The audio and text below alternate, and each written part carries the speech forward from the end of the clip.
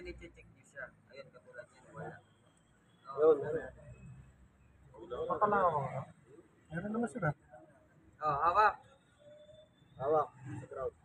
Ngayon, so kailangan, pag dumikit yung negative dito, hawak po tayo.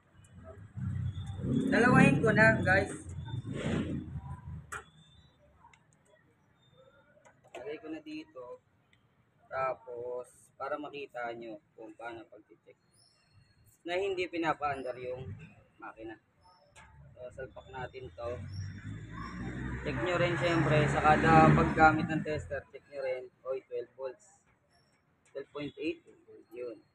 So, sabay natin to. Isang iilaw at saka isang magti-trigger, 12 volts. Okay? Ngayon, naka-body ground na, naka-negative na yung mga tester natin. Check naman natin siya. Pwedeng makahiram ng wire. May wire tayong ano lang. Sandali. Pero, upuan na dito sa ground. Yan.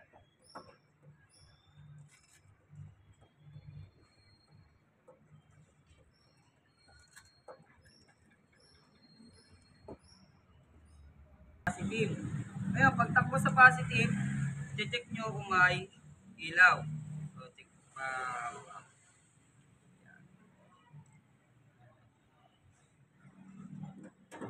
Check natin.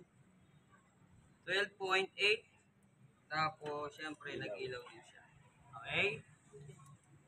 Hindi pa natin malalaman. Ngayon, check nga natin itong kabila. Yung same din.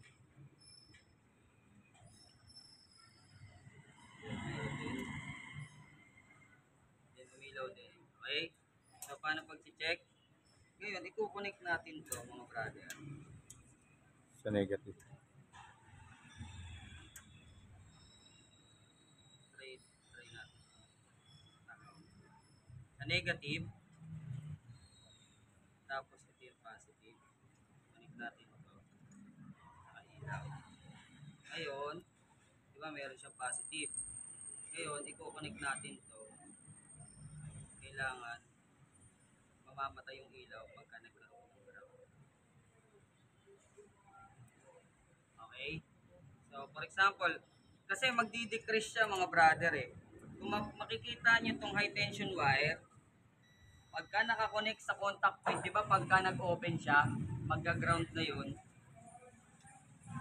So, mag-i-ignite po yung high tension wire natin. Mag-i-ignite dito pa. Okay? And then, lagay natin, pick pa, awak dito. Hindi mo na konti. Hindi mo Okay na lang, konti. 12 volts lang yan eh. Malalaman mo naman yung meron. 20 Baba mo ng konti. Dikit mo 20. dito yung kamay mo sa plastic. Hindi pa naman yung marunong mag-calculate. Hindi ka sir. Lapit na. Lapit na. Batin. Sir! Hindi naman nakastart eh. Yes, brother. Hindi naman nakastart eh. Kaso 20. Taas, konti. Yun, nakita nyo? Nag-ignite. Yes. Kasi humigop, ito ngayon guys, humihigop siya ng kuryente.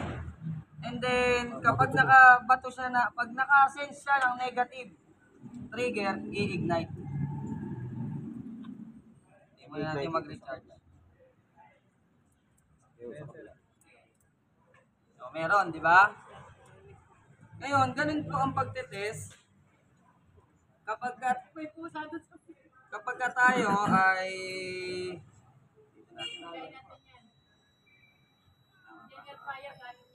ganun po ang pagtetest kapag tayo ay mag-check. For example, bibili kayo. Hindi dapat pala talaga. Nakukuha nga ng ilaw. So yan, dapat pag dinikit nyo, mamamatay.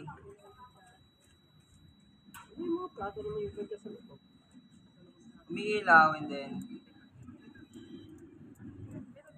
no.